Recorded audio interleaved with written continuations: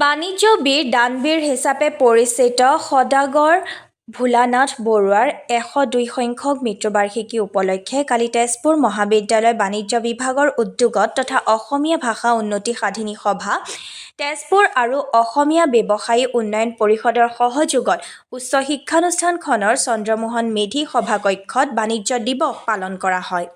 প্ৰথমে সদাগৰ ভোলানাথ বৰুৱাৰ প্ৰতিচ্ছবি সন্মুখত বন্তি প্ৰজ্বলন কৰি শ্ৰদ্ধা নিবেদন কৰে তেজপুৰ মহাবিদ্যালয়ৰ অধ্যক্ষ ডক্টৰ মনোজ কুমাৰ হাজৰিকাৰ লগতে তেজপুৰৰ বিধায়ক পৃথ্বীৰাজ ৰাভা, অসমীয়া ভাষা উন্নতি সাধিনী সভাৰ সভাপতি শান্তনু বৰুৱা, অসমীয়া ব্যৱসায়ী উন্নয়ন পৰিষদৰ সভাপতি বিনন্দ বৰা, বিশিষ্ট উদ্যোগপতি হেমন্ত লহকৰ আৰু উপস্থিত ৰাইজ, শিক্ষক-শিক্ষয়িত্ৰী আৰু শিক্ষাৰ্থীসকলে।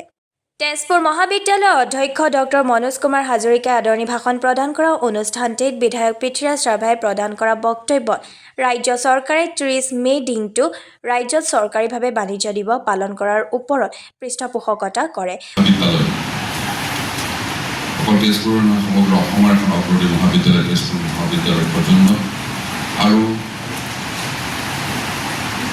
অসমীয়া ভাষা উন্নতি সাধিনী সভা আৰু অসমীয়া ব্যৱসায় উন্নয়ন পৰিষদৰ সহযোগত আজি বাণিজ্য দিৱস উদযাপন কৰা হৈছে।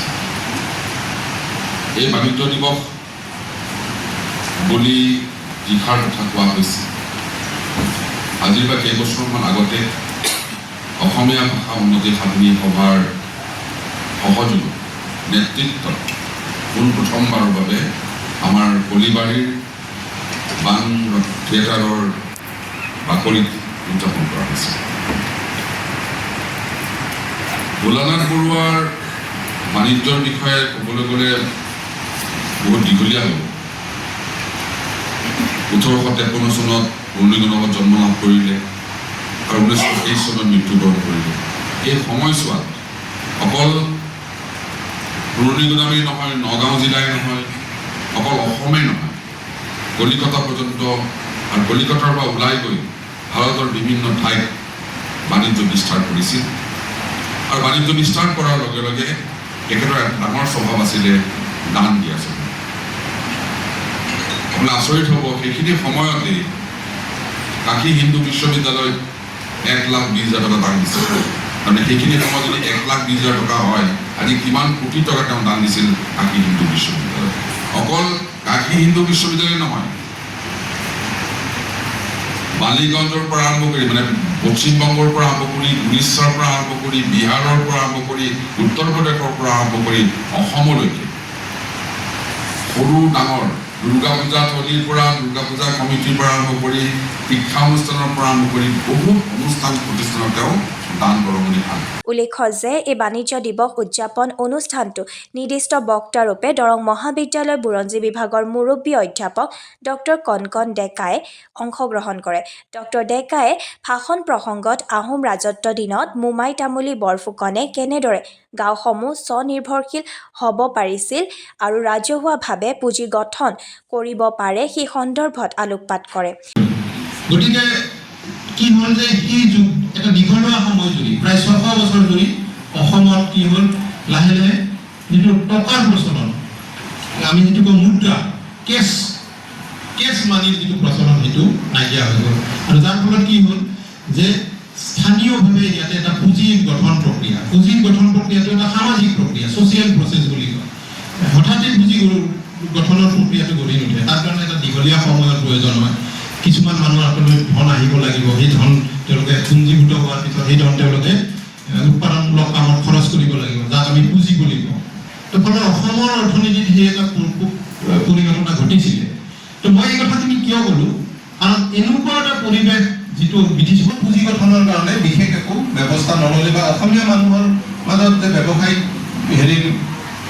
সৃষ্টি হ'ব লাগে তাৰ কাৰণে ব্ৰিটিছসকলে বিশেষ ব্যৱস্থা নল'লে, বৰঞ্চ তেওঁলোকে তাত উল্টা প্ৰতিবন্ধকতাহে সৃষ্টি কৰিলে বিভিন্ন সময়ত।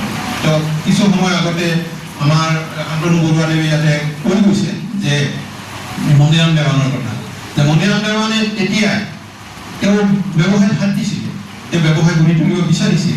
কিন্তু যেতিয়া ব্ৰিটিছবিলাকে দেখিলে যে মণিৰাম দেৱানে দুখনকৈ চাহ বাগিচা, চেংলুং আৰু চেনামৰা বুলি দুখন চাহ বাগিচা তেওঁ গঢ়ি তুলিছিল, তেতিয়া দেখিলে ব্ৰিটিছবিলাকে যে এও আমাৰ প্ৰতিদ্বন্দ্বী হ'ব পাৰে, স্থানীয়ভাৱে এও আমাৰ কম্পিটিটৰ হ'ব পাৰে, গতিকে তেওঁ ৰাজদ্ৰোহৰ অপৰাধত ফাঁচি দিয়া হ'ল। আমাৰ বহুতে হয়তো জানে এই কথাটো যে মৰিয়াম দেৱানক 1857 চনৰ যিটো বিদ্ৰোহ তাৰ কাৰণে ফাঁচি দিয়া হৈছে, কিন্তু গৱেষকসকলে এইটো কথাও কয় যে আচলতে তেওঁ ফাঁচি দিয়াৰ উদ্দেশ্যটো সেইটো নাছিল। তেওঁ ফাঁচি দিয়াৰ উদ্দেশ্যটো আছিলে যে তেওঁ এই ব্ৰিটিছসকলৰ এটা প্ৰতিদ্বন্দ্বী স্থানীয় পুঁজি এটা গঢ়ি তোলাৰ কাৰণে প্ৰচেষ্টা হাতত লৈছিল। লগতে মণিৰাম দেৱানক স্বাধীনতা সংগ্ৰামী হিচাপে শান্তনু বৰুৱাই ভাষণ প্ৰদান কৰা অনুষ্ঠানটিত ভক্স পপ ডেইলিৰ সহ প্ৰতিষ্ঠাপক ৰাজশ্ৰী গোস্বামী, স্থানীয় নিৰাময় হোটেলৰ স্বত্বাধিকাৰী শংকৰ দাস, স্থানীয় ইউনিচেক্স চেলুনৰ স্বত্বাধিকাৰী প্ৰাঞ্জল দাস, কিতাপ আৰু বাতৰি কাকতৰ দোকান ছাত্ৰবন্ধুৰ স্বত্বাধিকাৰী নিৰঞ্জন কলিতা, পানছৈ এগ্ৰিটেক প্ৰাইভেট লিমিটেডৰ প্ৰতিষ্ঠাপক কৌষ্ঠৱ গোস্বামী আৰু কস্তুৰী শৰ্মাক একোখনকৈ গামোচা আৰু মানপত্ৰৰে সম্বৰ্ধনা জ্ঞাপন কৰা হয়।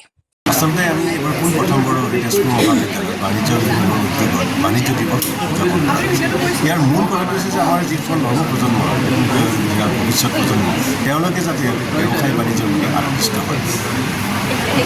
2019 চনৰ পৰাই অসমীয়া ভাষা উন্নতি সাধনী সভাই বাণিজ্য দিৱস পালন কৰিবলৈ বিভিন্ন দল সংগঠন আৰু অনুষ্ঠান প্ৰতিষ্ঠান আহ্বান জনাইছে। এই আহ্বান মৰ্মে 2023 বৰ্ষৰ পৰা গুৱাহাটী বিশ্ববিদ্যালয় বাণিজ্য বিভাগে এই বাণিজ্য দিৱস উদযাপন কৰি আহিছে।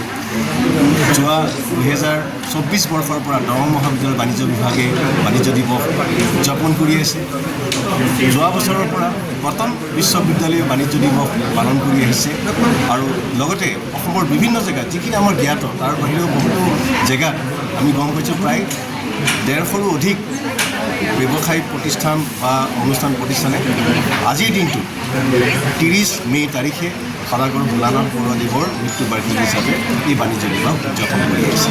আৰু এই বাণিজ্য দিৱস উদযাপনৰ জৰিয়তে যাতে আমি নৱপ্ৰজন্মক ব্যৱসায় বাণিজ্য উৎসাহ যোগাব পাৰোঁ তাৰে কামনা কৰি ভৱিষ্যতেও যাতে এই ধাৰা অব্যাহত ৰাখে তাকে কামনা কৰিলোঁ। ধন্যবাদ।